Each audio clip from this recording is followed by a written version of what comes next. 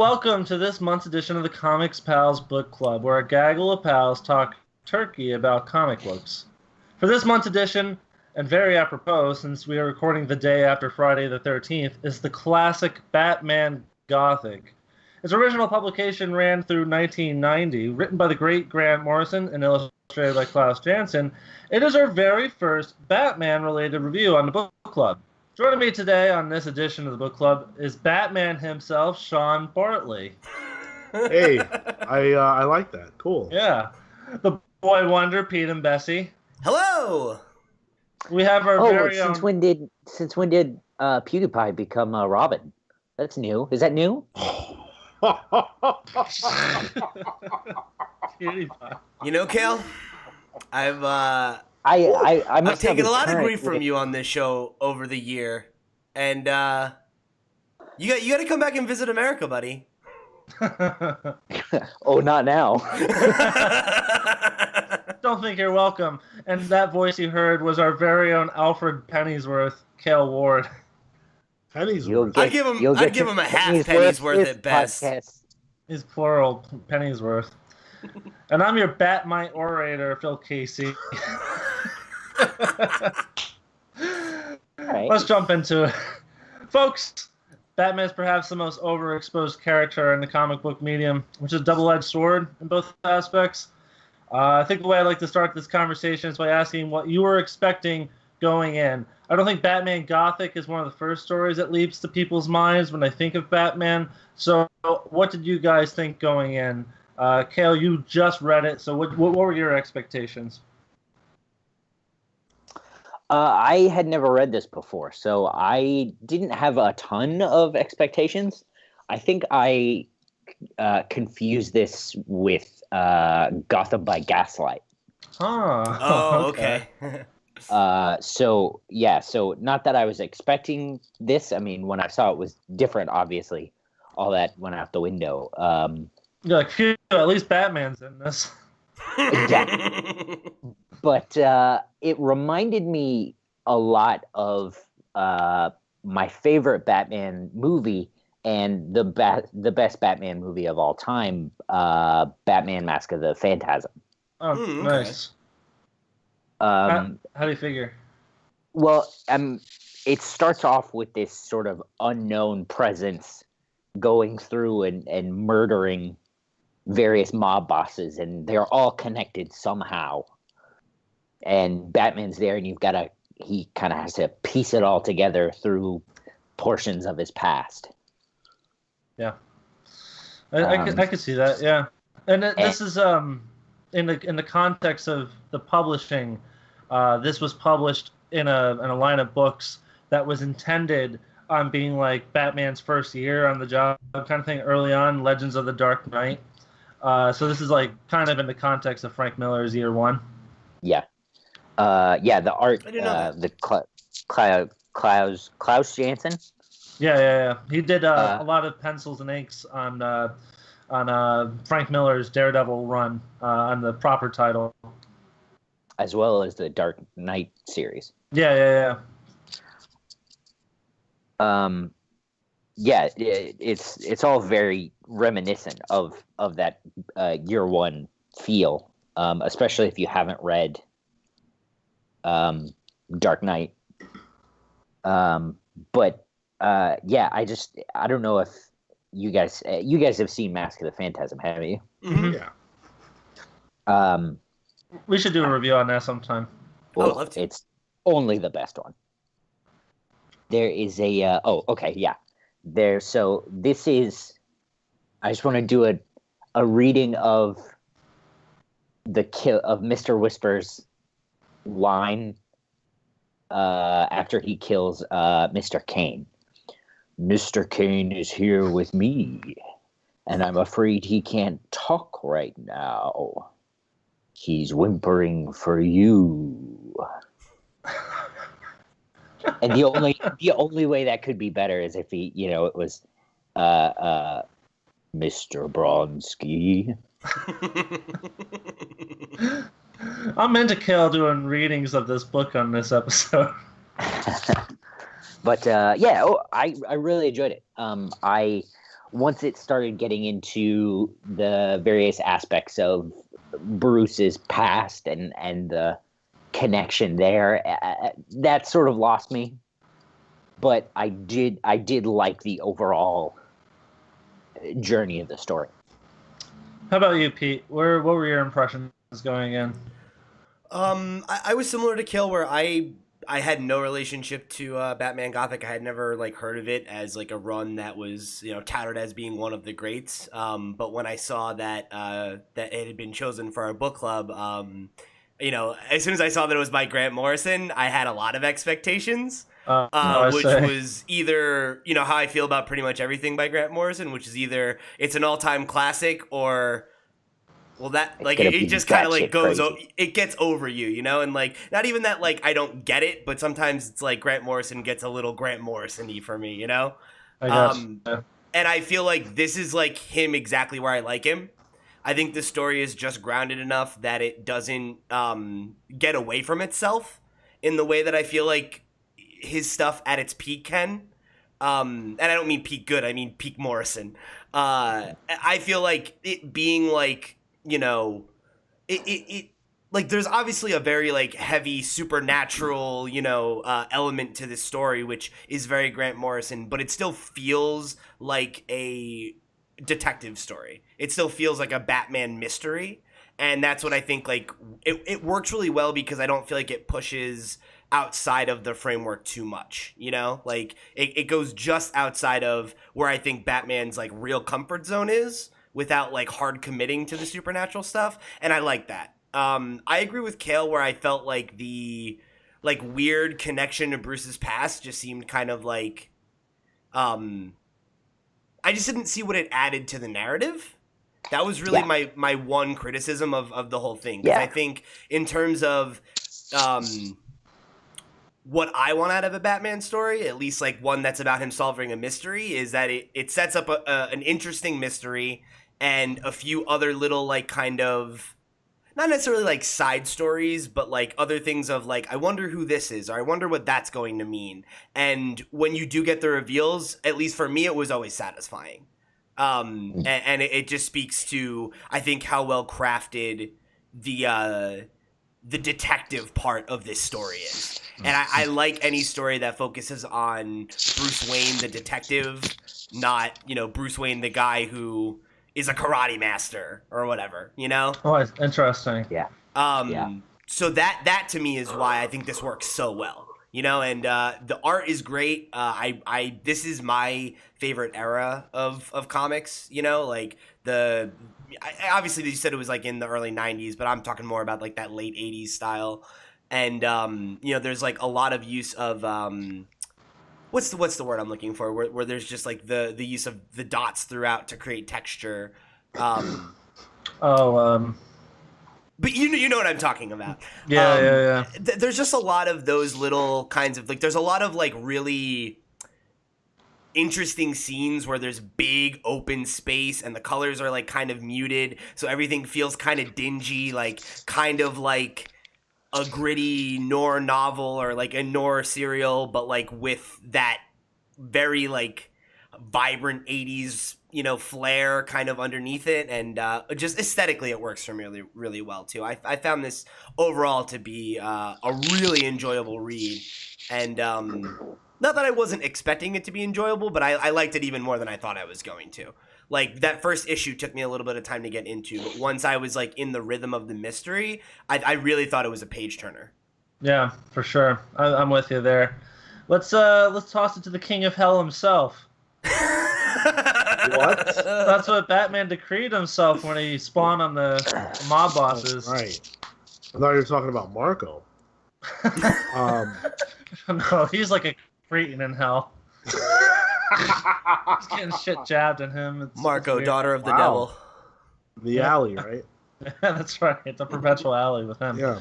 What were your impressions? You read this 10 years ago for the first time, so this is not your first reread. No, I've read this many times. When I first read it, it was because I was looking up a list of the best Batman stories, because I didn't know where to go. I was reading Grant Morrison's initial run, and I didn't know what else to read, and I read this one because a little bit of context. This is actually Batman's first encounter with the devil, and in his later run, yes, in 2008, I was going to talk about this with you, but go on. He faces off with the devil again. So that's a big reason why I picked this up in the first place, and I wasn't disappointed, and I think the key for me is that every time I read this, it gets better. It's so creepy, and yes. The visuals in here are brilliant. Klaus Janson did such a good job. It's awesome. When have you seen Batman so horrified before? It's fantastic, and I guess we'll get into the rest of it later. But this is one of the greats, I think, when it comes to Batman. One of the unsung. Yeah, for sure. And what I can't like believe about I've never heard of it. Like, I can't believe that this was never like you said. Like, I've never seen this on any. Like, and maybe I haven't just ignored it or whatever, but it's true. It's an unsung one, and I think it's because it's a nice self-contained little story. That's what I like about it. I think other Grant Morrison works, especially the recent ones on Batman, sort of overshadow it. That's true too. This is actually, if I'm not mistaken, this is his second attempt at Batman. The first being Serious House on Serious Earth, which was what basically launched his comic career into fame, made him a millionaire for intensive purposes, because it came right in the wake of the 1989 Batman film. So this was just about a year. This was published probably about a year after that. But yeah, without further ado, let's kind of jump into it here, I suppose. Before we get into that, Sean mentioned that he faces off with the devil again in 2008. Is that the death of Batman and John Hurt? Yeah, the John Hurt stuff. I was gonna, I mean, I'll introduce it and we'll hop right into it, I guess. Okay. So we're a little past this point, but if you weren't aware, listeners, this review is going to be full of spoilers. So that's par for the course with these book clubs, but you should probably warn the kids at the top. I mean, but it's a book club. You can't go to the book club if you don't read the book. Well, to be fair, he only asked for what we thought we would get out of this, and then you two told the whole story. That's right. I asked for just impressions before going too far into it, but you guys were on a nice track. I didn't want to derail it, but regardless, if it's not clear now, this review is going to be full of spoilers, so I turn around now unless you've already read it or if you don't mind it being spoiled for you. And then I just wanted to do a little quick synopsis here. Kale did a nice job of kind of talking about it, but Batman Gothic is about a centuries-old killer from Central Europe who begins picking off mob bosses in Gotham. Batman has to travel around the globe and confront the supernatural to stop the wicked Mr. Whisper from killing anyone else. Let's jump right into it. I was gonna go a little further, but we're kind of onto it. Sean, what do you think of the contrast between Mr. Whisper and Dr. Hurt? Yeah, I mean, it's very clear, right? Dr. Hurt is a man who basically is empowered by the devil to have a prolonged existence and is attempting to kill Batman. And this, so the character of this story, Mr. Whisper, doesn't really care about Batman. He's got his own agenda. But again, another character who's empowered by the devil, right?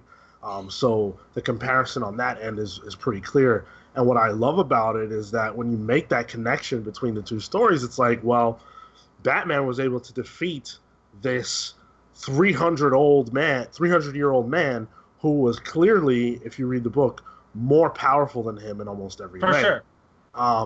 Batman was able to defeat him, and I like to think, this is my own reading, this is not anywhere else, that is what put Batman on the devil's radar. That is what made Batman so intriguing for what would come later. But they're very, very similar characters. characters for sure. And they both have a little bit of a connection to Batman's past too.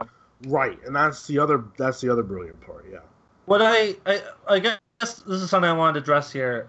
Both Pete and Cale mentioned they didn't like or see the narrative purpose of seeing how Mr. Whisper linked to Bruce Wayne's past, and to me, it was a two-pronged thing because I really liked that. Yep.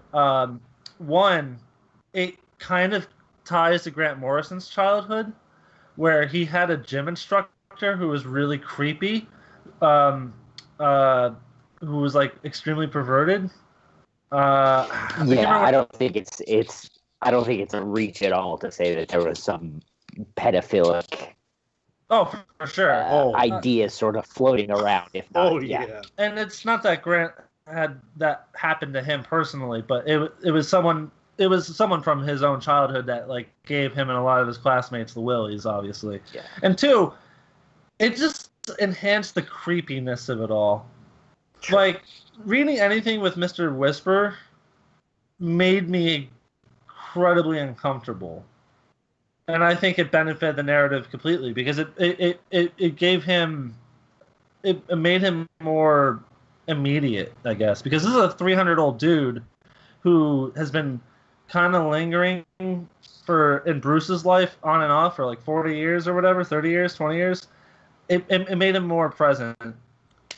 It's also a different kind of fear and evil than Batman usually deals with. Typically, he's involved with thugs and goons in Gotham. But to talk about a corrupter of innocence, right? Because the reason that the gangsters wanted to kill him in the first place was because he was killing kids, right? Yeah. And then you look back 300 years later, and he's at the very least abusing kids in a physically abusing them.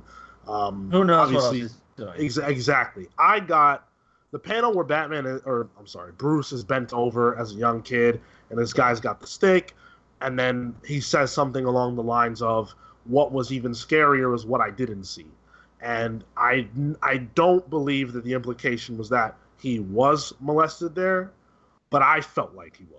Yeah. For me, that panel had echoes of, and this is just because of that imagery specifically. I don't think either Meltzer or Morrison are making this thing, but it reminds me of the Rags Morales panel where Dr. Light is raping Sue Dibney, and you see her face. She's like holding I think it's the floor, the table, whatever. And it's a really just brutal panel of her horror as that's and pain as that's happening. And the horror there is what's unseen, as Bruce says. There's a weird kind of emotional intimidation from someone like that. It didn't matter. I mean, this Mr. Whisper was physically imposing as well. He had the super strength and everything.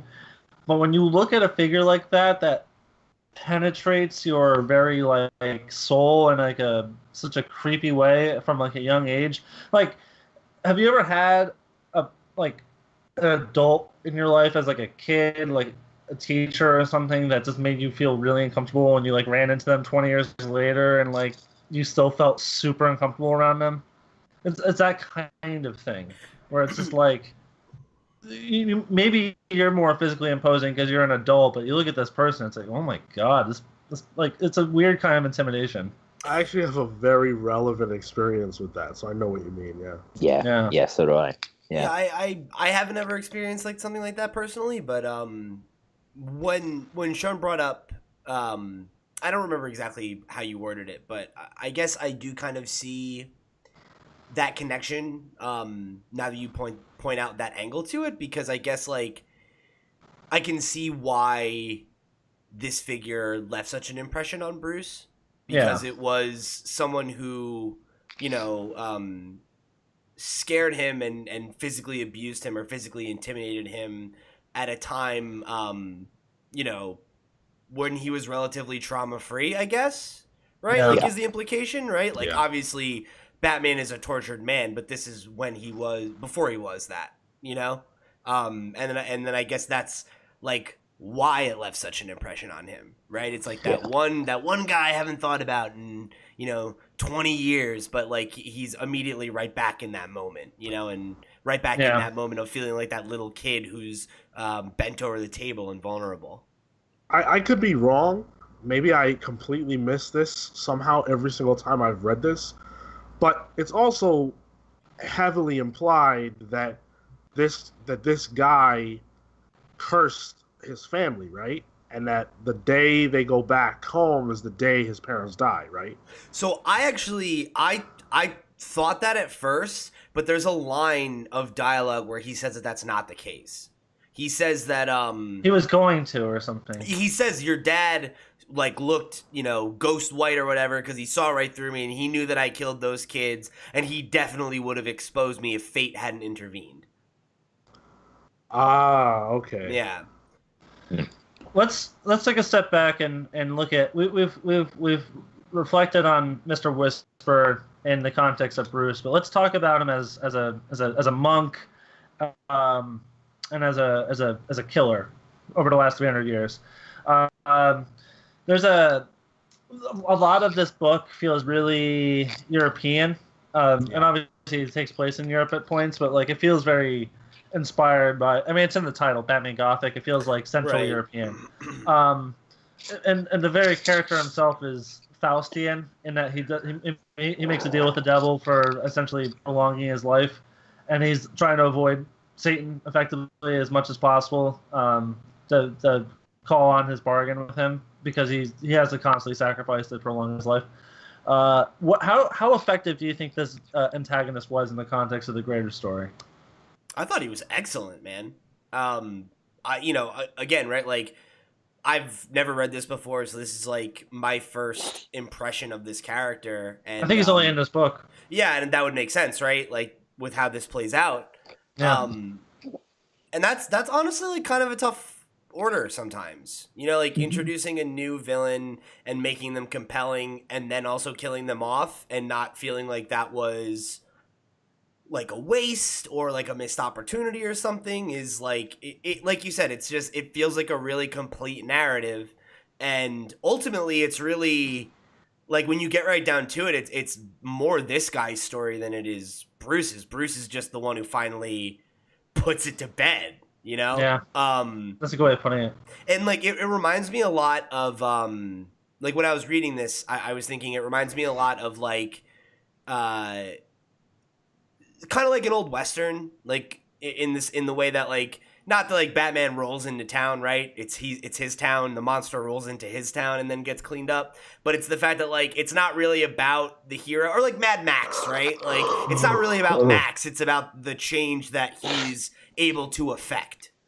Yeah. And I thought that was really interesting because as much as like Grant does tie it to Bruce to like give you personal stakes for him, like so much of it is stuff that happens kind of tangentially to him, or like it's stuff that happened in the past, or there's this mob, connection from 20 years ago or 40 years ago or whatever it was. And like, I thought that was really interesting how it played with time so much. And that's another thing that really easily can get away from you, and like leave you feeling like all these storylines feel like they're kind of half developed.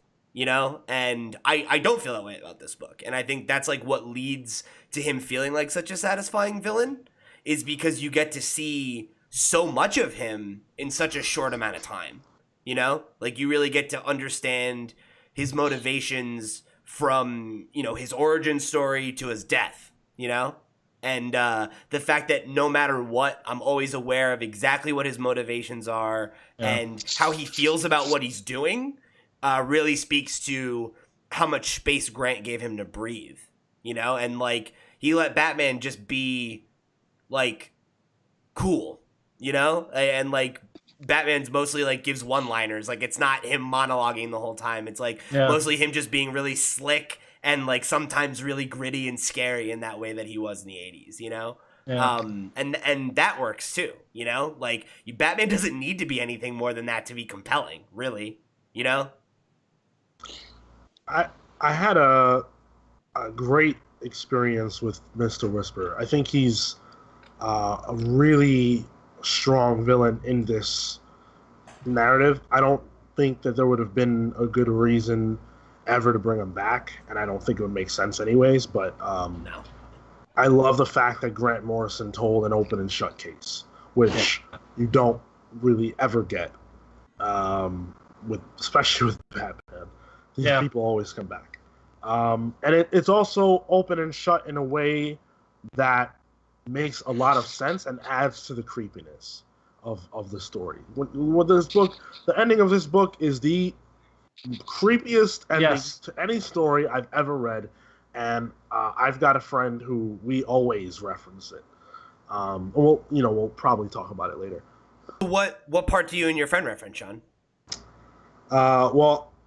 So I guess we're just gonna go into it. Why not? Fine, right? Phil. Like, So I'll go to the page and I'm actually gonna recite it because this is what we do. yes! Yeah, this is what we do. I like this shit. It's really horrific. So it's after Batman has thwarted the plot of Mr. Whisper, and he already got hit by the train and all that jazz, and it's very apparent that he's lost. And he goes back into his hotel or whatever. And he goes inside, and it's I'm going to show you guys the page so you know where I'm at. Oh, I know where you're at. Yep. This page right yeah. here. Yeah. I'm with you. There, That Phil woman's face is so creepy. That's the creepiest panel I've ever seen in my entire life. And she's been throughout the whole story. And especially in the context, she, like, in that panel specifically, she looks a lot older than she's portrayed through the rest of the story. Right, because she's supposed to be young, very young. Yeah. So I'll read it. Yes, please do. So Mr. Whisper says, "What the hell are you doing here? Who let you in?" And then she says, "Oh, Manfred, my good and faithful servant, don't you know me? 300 years ago we made a bargain, you and I. You are mine beyond reprieve, false monk. You always were. And since you thought to deceive me, your last day is forfeit. The hour has arrived when you quit this world for the fires of everlasting pain." And then he goes, this is the best part in the entire series. No. Christ, save me. Forgive my sins and let me live forever. And then she says, "You would call on heaven now? Hypocrite. Resign all hope of pardon. Come with me and die forever." That's the best line. Yeah, that's the greatest line. Come with me and die forever. I can say that at any moment to my one friend and he'll know what I'm referencing. It's phenomenal. Yeah. Excellent. It's the perfect usage of fucking Satan. It's the perfect usage of Satan. No, it really is, because I love the fact that this character, who you haven't really paid any attention to at all, actually ends up being the devil, who's been watching this whole thing play out, and this dummy, Mr. Whisper, thinks that he's gonna get one over on the devil, and it's like, no. That was the most satisfying reveal in the whole book for me. Like, I just remember, because I remember I got to the end of the book and I was like, what's up with that girl? Like, I was they made the illusion that she was the nun. She must be the nun, right? Like, she must be the ghost of the nun or something. Oh no, she's the fucking devil. That's so awesome. Like, and it was just like, what a, like, I don't know. It was just such a, like, what an amazing, like, dish served cold moment, you know? Right? And then she's just lurking this whole time. Then it's just like, it's me! Like, I love it. So good. And it's, like, so, like, classic. Like, that's biblical devil, you know? Like, that's perfect. That's Renaissance shit. Yeah. I love shit like that. There's a couple references I can think of. There were 2 Twilight Zone episodes. There's multiple episodes that involve deals with the devil. The one I could think of is a man who sells his soul for immortality, and he thinks, "You dumb devil, I'm never gonna die. Like, there's no, like I won. You got my soul, but I'm not gonna die." And then he inadvertently kills someone and is sentenced to life in prison. Yeah. And then the devil shows up in his cell and he's like, "Well," and he's like, "Yeah, all right, I'll go with you." And then there was another instance where a man sells his soul for like having all the riches of the world, like his perfect life, and he thinks he's in heaven because he's like living his best life, and he's like a gambler and he's just winning it. But the problem is he's winning all the time. He's getting every woman that he ever wants. The problem is that he's getting everything that he could ever want, and the reality, as it turns out, is that he's actually in hell because that everything he ever wanted isn't satisfying.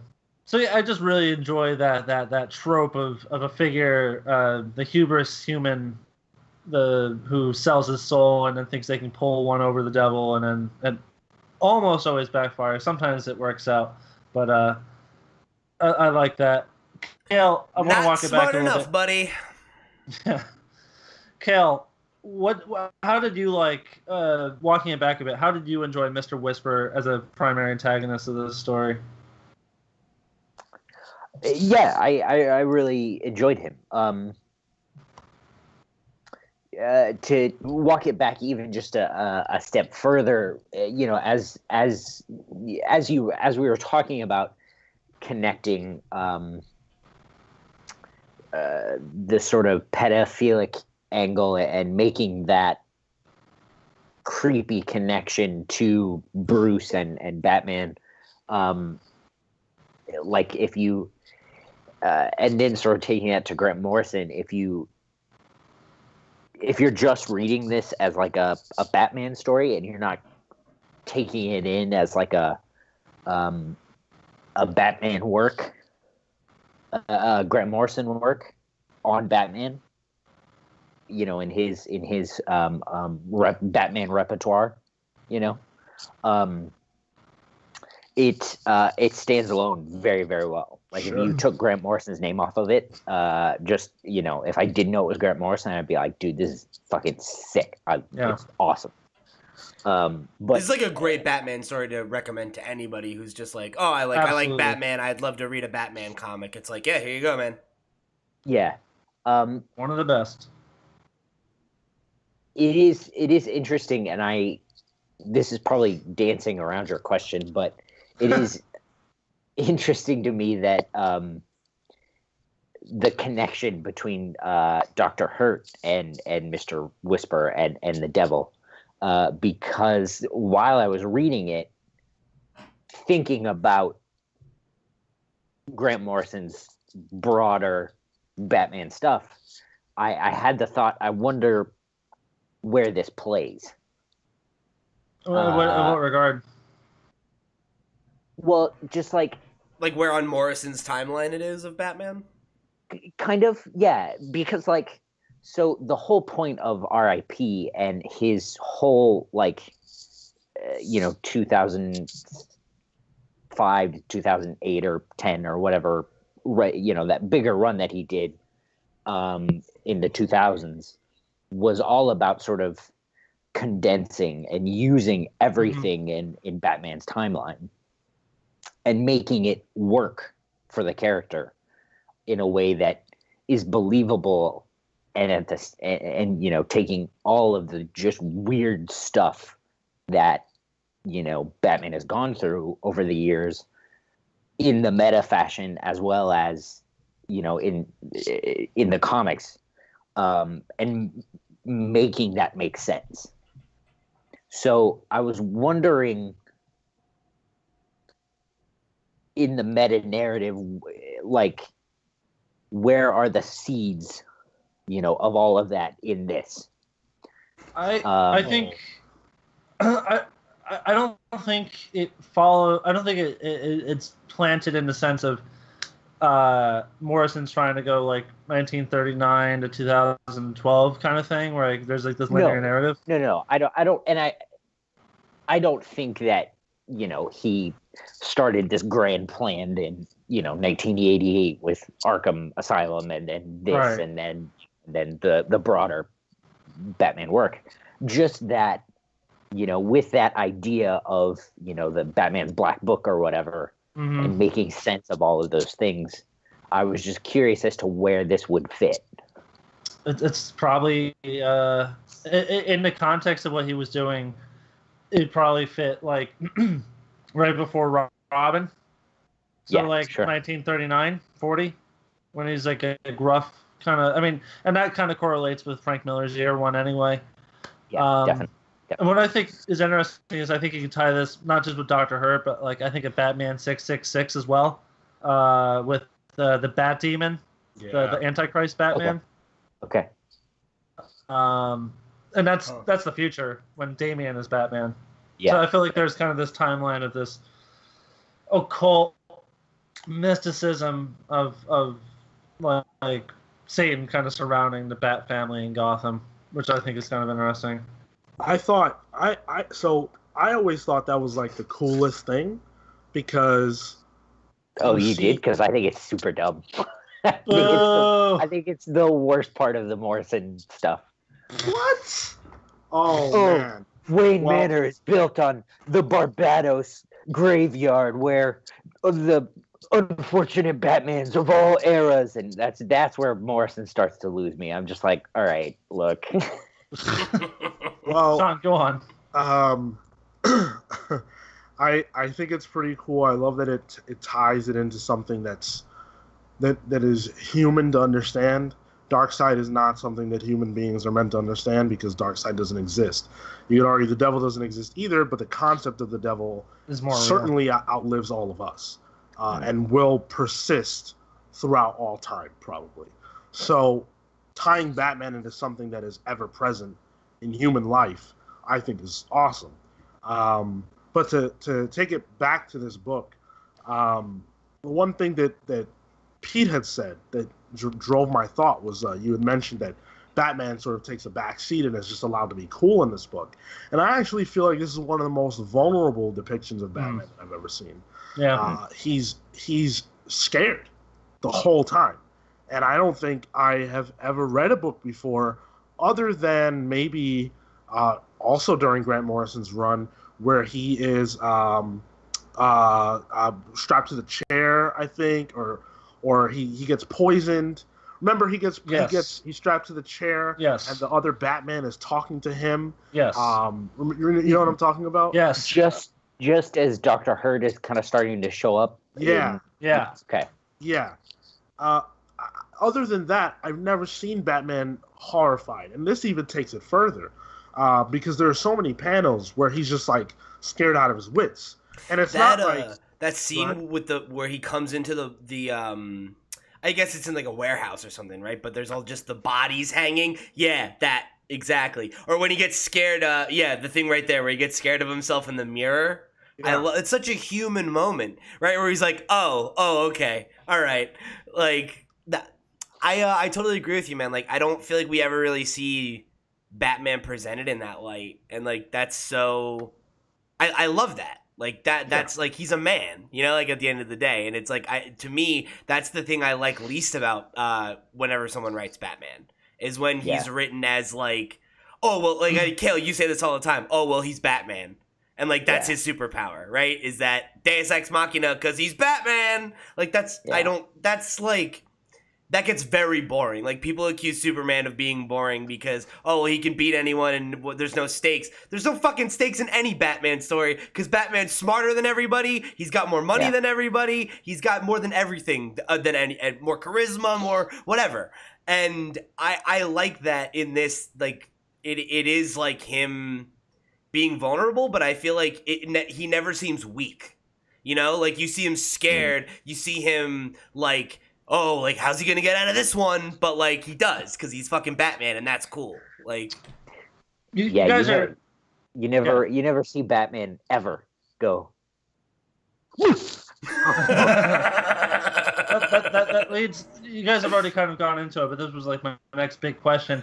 How did you like Batman interacting with something more supernatural and paranormal. Do you think it worked well in the parameters of Batman? Do you think it was a stretch? I personally really liked it when he ran into the wandering monk in Austria or whatever, the ghost, and to what Kale just referenced. I really like it when Batman just skirts across the supernatural, because it makes it seem like in our own reality, in our own world, all that stuff just seems like it's on the fringe. That maybe on one dark night you might have a bad experience with a ghost or something, like, because otherwise we never have an experience like that. This book makes it feel like something like that. Like Batman just wandered into something that he wasn't supposed to wander into. Yeah. And Yeah. Go ahead, Gil. Go ahead. And to, I don't know, both counter what I said earlier and completely contradict myself. I do like it when magic and the supernatural is involved with Batman. Like, I think Ra's al Ghul is a great example of that. Like, that's a supernatural. I mean, you know, he calls himself the demon. I think you could make an argument there's a demonic thing there. But if, you know, when he's in the presence of characters like Ragman or, you know, any number of How's Zatanna, Etrigan. Sure.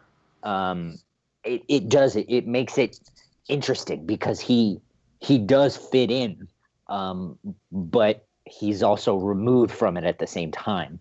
And it's like, you know, what you were saying about, you know, in the real world, it could be one dark night. Well, Batman's out every dark night. Right. So,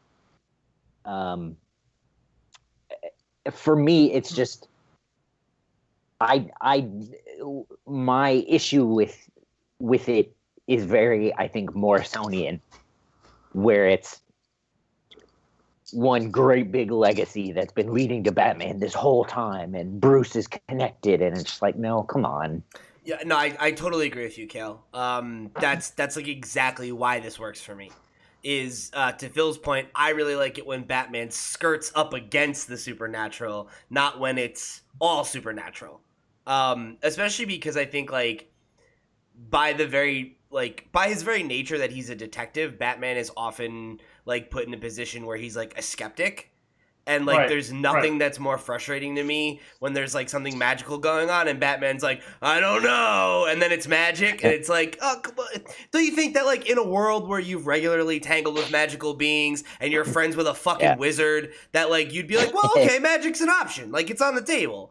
And, like, I like the fact that in this, like, something supernatural happens and there's no moment of, like, oh, like, I don't know, he's like, you know, like, someone said something about the supernatural, and now I'm starting to think that might have been the right path. Like, maybe there is something magical going on here, and he just figures it out because he's a great detective, and he's like, all right, cool, like, mystery solved. And it's not like he has to go get some fucking magic artifact or whatever. It's just he goes and he canvasses, you know, like, he's out there pounding pavement and, like, getting information, and, like, I like that. Like, I like there being supernatural angles to Batman, you know, and I feel like the way that Morrison writes Batman, or wrote Batman, at least in this entry, is, like, why it works for me. You know, it's because of the tone that he brings to the character that, like, it doesn't feel dissonant, you know?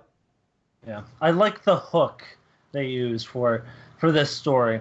It starts out with the mob leaders being hunted down because of the situation with the child serial killer, and they call for Batman with an inverted bat signal. Yeah.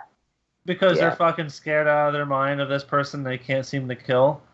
And that's such a good hook for this kind of supernatural story. And Batman does not put up with it at all at first. He's like, what is this fucking bullshit? Yeah. This place is hell. Well, and I loved that framing because, like, it makes it feel like a Batman story. You're like, oh, this is why Batman's dealing with the devil, not some weird jet setting thing. It's like it's in Gotham. It still feels grounded in a weird way, even though it's about this 300-year-old immortal. Like you don't find that out for a long time, you know. Like there's a good portion where you're just like he's like a mobster boogeyman, you know, and it's like you don't find out that there's more to him until a good amount of time later because of the way that Morrison like just drip feeds the secrets, you know? Like there's like a reveal every issue. Sean, where are you at? What's your perspective on this? I think Batman, he definitely belongs on the fringe of the supernatural. I think for humans who don't, they're not exposed to what he is, he's as close to supernatural as it gets. Right. If Batman were real, human beings would not think he was human. We would think he was a monster. And they played it that way plenty of times historically in the comics. Sure. So my thinking is well, okay, cool. He's that for us. What's that for him? What's that horrifying beyond human thing for him? And I think it works best at this particular time in his life because he hasn't experienced Zatanna. He hasn't experienced Etrigan. He hasn't seen Darkseid. This is him at his earliest of days. And he's getting exposed to the supernatural. I think that's really cool. There's one thing I wanted to point out. Sure. You guys mentioned the inverted Batman symbol, right? The upside down. Yeah. And I think it's pretty cool because the mobsters they summon Batman with an upside down symbol, the same way that Manfred is actually summoned later in the book with the upside down cross. That's right. Oh, wow. Man. I was waiting for that. Hell yeah. I didn't pick up on that. Like, I should have thought about that. Like the symbolism of the upside down bat. Yeah. Of course it comes back up because it's fucking Grant Morrison. Exactly.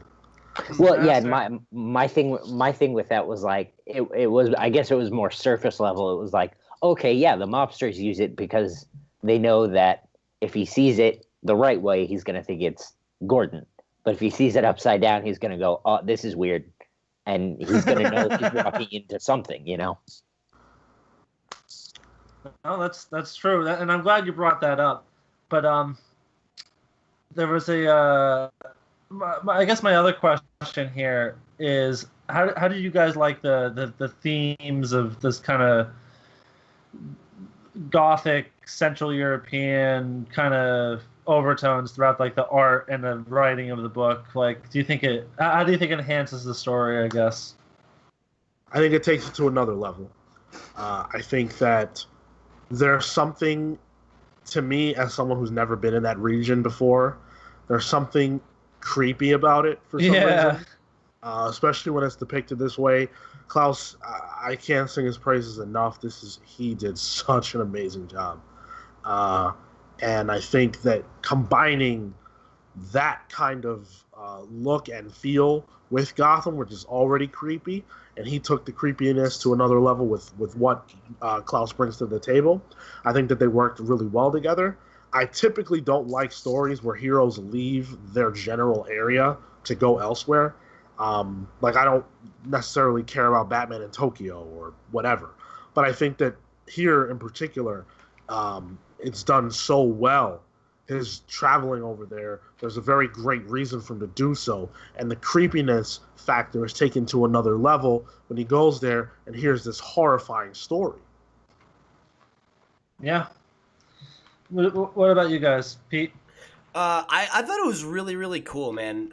Because I think, like, obviously there's a lot of, like, layers to the kind of, the like, crossover between Gotham and Europe in this, right? Like, obviously, like, Gothic architecture is, like, not a new thing in Batman, right? Like, it's something that, like, especially in the 90s, with, like, that very, like, hyper goth, not gothic, but, like, dark vision of Batman that we got in 89. That, I think, it just works in Gotham for some reason. Like you ever realize like there's like always like gargoyles and shit in Gotham City? Like what's up with that? You know, it's like it's weird, but it works because it's Batman City and Batman's like, you know, dark and edgy. So I thought it was really cool how Morrison kind of brought that, you know, to light in a way that worked like both literally and subtextually, you know? Like I liked how every issue began with like that very like ornate page with like a little quote from a piece of poetry. Yeah. And, you know, sometimes it was in another language, you know, and it for I don't know, it's just like it's cool because it doesn't feel super on the nose, right? Like he goes to Austria, but aside from that, like there's a very subtly European vibe to it. And that's cool because it's just different. Like you don't usually get that feeling in a superhero story, you know, because most superheroes are American, you know. Right. Batman's as fucking American as they come. He's a fucking multi-billionaire industrialist, it's just really clever, you know. I think like it manages to create an aesthetic and a tone and a vibe that feels distinctly Batman, but also fresh. There's something. The thing about Batman, though, specifically, that especially Morrison's Batman, is he writes him to be very Protestant, very WASP, and when he's confronted with, and John put it best, the Middle Ages Germanic kind of setting is very creepy in general. There's a lot of like suffering and it's just very macabre. And we're talking about Klaus's art, and when you really get back to Winchester's time as a monk with the muted colors and stuff, just holding it up to the camera here. I did want to real quick. We keep calling out the art, and the colors are definitely a big part of it, and we have not named the colorist yet. Oh. It's Steve Buccellato. And he did a phenomenal job. Buccellato, maybe. But yeah, I mean, like, his use of just, like, the grays and pinks is, like, exceptional. You know, like, there's a lot of depth to it. And like I said at the top, like, there's this film and kind of graininess to everything that really it really gives you that, you know, that classic noir vibe, you know? Absolutely. And I think the art in a book like this is really important in telling the story, because it's a lot of the motifs are very visual, and if you couldn't execute that properly, like think about this if it was like published on a rushed modern schedule where it's like, all right, this book has to come out bi-weekly and it has like alternating pencilers or whatever, that it'd be a disaster. So I don't know. To me, this might be Klaus Janson's best like singular work. Well, one thing that I was thinking about is that with this book in particular, is one of the few books that I can think of where, if with no words at all, it has the exact same feeling. Yes, exactly. Yeah. The artistic creative team did such an amazing job and was so skilled at bringing the vision to life that it doesn't need the words. It's still horrifying, it's still unsettling and everything else. And I actually think you still know exactly what the story is. And that's brilliant work. And they all deserve a ton of credit. One thing that constantly sticks with me is the blues. There's some great blues, some very creepy blues. Even in my favorite panel, which is that woman's face. Yes. Just drenched in that pale blue. Yeah, like a pale blue. It's so disturbing. And the pinks as well, absolutely. This is the kind of book on all levels from top to bottom that doesn't come around that much. Yeah. No. It's special, man. It's really special.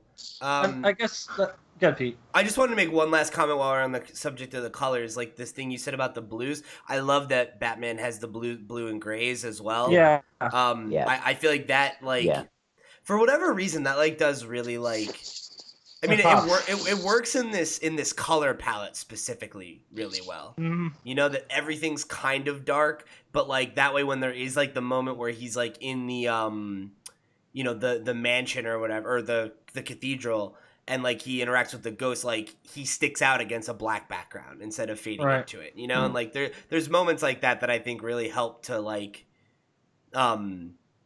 make him feel less imposing when they want him to seem vulnerable. But the thing that Sean said about like how the drawings really convey the tone, I loved how when there was like the interaction with the mobsters and he like intentionally like he's like intimidating them, you know, like the way, like how intense they get on his face and just the curl in his nose, like it made me read the dialogue differently. And that so rarely happens. That's so effective. You know? They didn't need an exclamation point, you know, tell me he's yelling. It's like, I can fucking tell he's pissed. You know, it's like, it's so expressive. And that is such a tough thing to do. And I think, like you said, Phil, that's the kind of thing that often gets kind of lost in the shuffle on a monthly book that's on a grind, you know?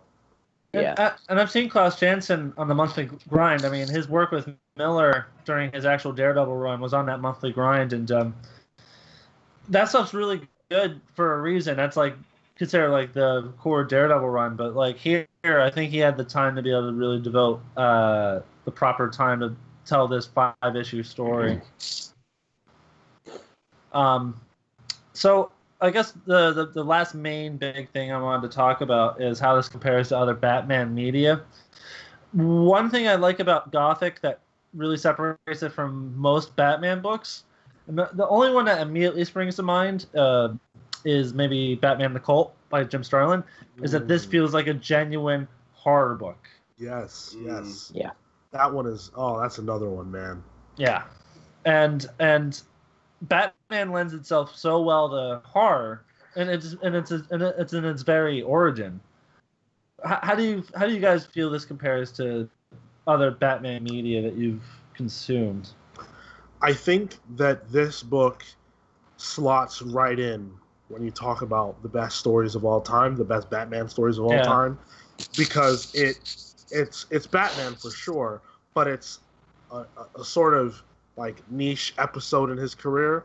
Most stories are not like this, and so you can go and you can read, you know, Year One, and you can read Long Halloween, and you can fit this in there. And it's neat, but it's also not neat, and I love that. You know, it's definitely from that era. It's definitely that Batman, but everything else around it is so not this that it stands out. And I think that's good. You know, I don't know that every Batman story should be this or needs to be this. I also don't know that a majority of creative teams could make this. But when you've got the creative team and you've got the idea, this is a Batman story that we could see more often for sure. What do you guys think?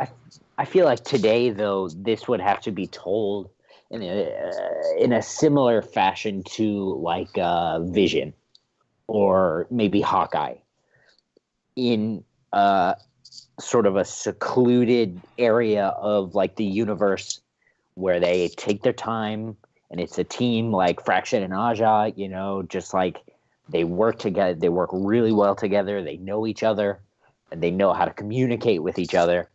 And this, like, if this were to come out today, it would be impossible for it to be on the monthly grind, like we said.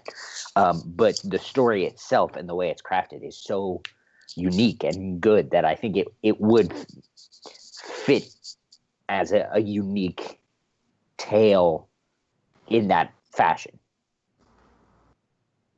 Yeah. Yeah, so for me, I really don't have a lot of experience with Batman stories that do feel like horror.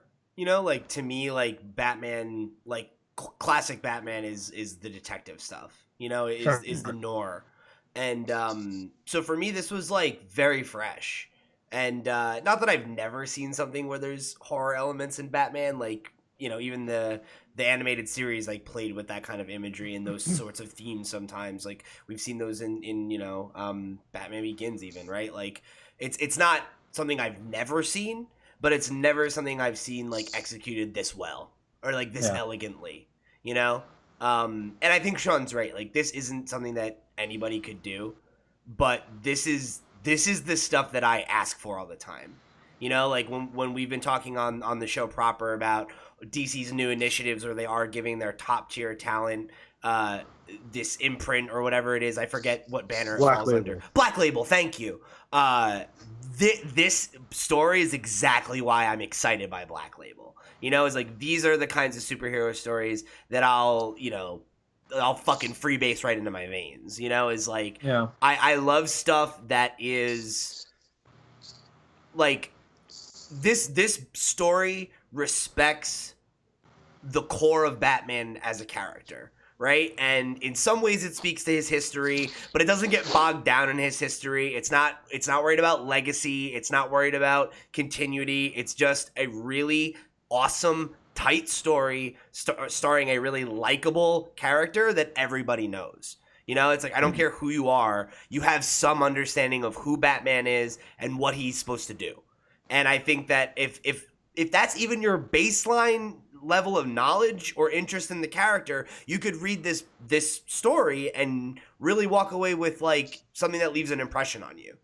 And like, I want to see more of that from the medium, because I love continuity. I love ongoing stories, but I think specifically legacy superhero characters like Batman, like Superman, you know, like, they work really, really well with stories like this, because there's so much you can do and say with them when you're not worried about what comes next, you know, or what came before. And like, that's awesome, because like, this to me worked for me so much better than All-Star Superman, which is a way more celebrated Morrison work. But I like that it wasn't like a love letter to Batman. It was just a really great Batman story, you know? And like, and I feel like that's something that I could personally use more of, is stuff like this, where I just really enjoyed the ride that I was on, and now I'm done with it, and that's cool. And I feel like I had a really great, meaningful experience. Yeah. Something I was thinking about is, I like the idea of, when you reflect on Batman's career as a detective, as a crime fighter, as a superhero, you think of all his exploits, his multiple confrontations with his rogues gallery, doing stuff with the Justice League, teaming up with Superman, this, that, and the other. And I really like the idea of like these lost stories, pockets of his exploits like this, where it was like this one-time thing, this really weird kind of shit that happened. Just like a weekend. Early in his career. Yeah. Where Batman fought a 300-year-old false monk and prevented him from murdering more children. And also re-releasing the fucking Black Plague. Like, no big deal. Just no big deal. Like, yeah. Just a weekend. And then, Sean. And that works so well for Batman as a character, just because that's Batman, right? Like, he's constantly in this never-ending cycle of day and night, running out and doing shit, not talking to anybody but Alfred. So, who would know about this? Right. This is probably a story that he never even told Dick or something, you know? Since we talked about it before, the false Batman on top of the strapped-in Batman was in Batman 674. And there was a great line from that issue, because we were talking about it before, Vulnerable Batman, where he said, because it turned out to be Michael Lane, they poured hot glue to my brother's eyes, carved obscenities into my sister's flesh, so I could be driven by demons, just like you. That's great stuff, man. I know.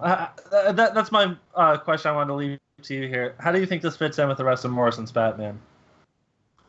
I think it fits like a glove. A black glove. A black glove.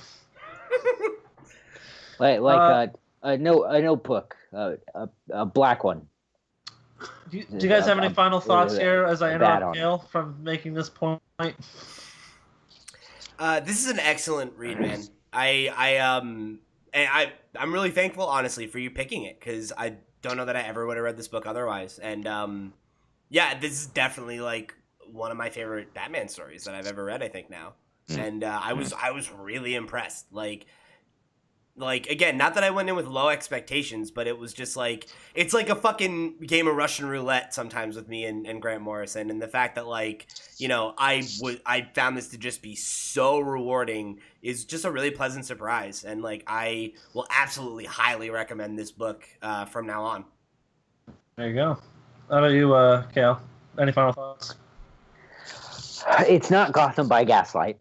I can definitively. Well, I haven't read Gotham by Gaslight. It could be Gotham by Gaslight. I'm not 100% sure on that. But it is very, very solid, and it's work that if you're just looking for a good, mature Batman story that, you know, isn't mired in history, you know, like that's not a Batman 101 like Hush. This is a great place to go. Tough to beat, honestly. Yeah. This is something that really personified really good late 60s after the Adam West show, 70s, and then this specific title of Batman stories, where it's just a lot of kind of detective one-off stories that, you know, don't get as much attention. There's a lot of good stuff there. It reminds me of the I think it's Neil Adams. Yeah, like the Neil Adams Batman, and Denny O'Neil. Yeah, I read one of the in high school. I read one that was Batman goes to investigate Arkham Asylum, and it's like I want to say it's one of the first like main continuity ones where he goes in as an inmate. He's trying to figure out what's going on. How about you, Sean? Final thoughts? Yeah, this is one of the best Batman stories ever done, in my opinion. I think if you are somebody who is familiar with Batman in the sense that you have read his books or seen the movies and you want to read comics, but maybe you don't want the traditional fare, I think this is right up your alley. I think most people have not encountered this kind of story before, certainly not starring Batman.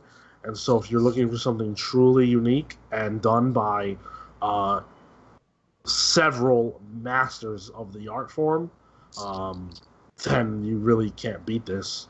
There's not much better than this. If you look at any top 20, top 25 list for Batman stories, this is there. And I think it could probably be even further up. Sure. So highly, highly recommend. I would say it's a must for your collection if you're a Batman fan. I couldn't agree more. This is, in my mind, both one of the most underrated Batman stories and one of the most underrated Grant Morrison stories. This one gets lost in the conversations of what constitutes the best of either of those subjects. I agree now. And like I had mentioned before, this is one of the best.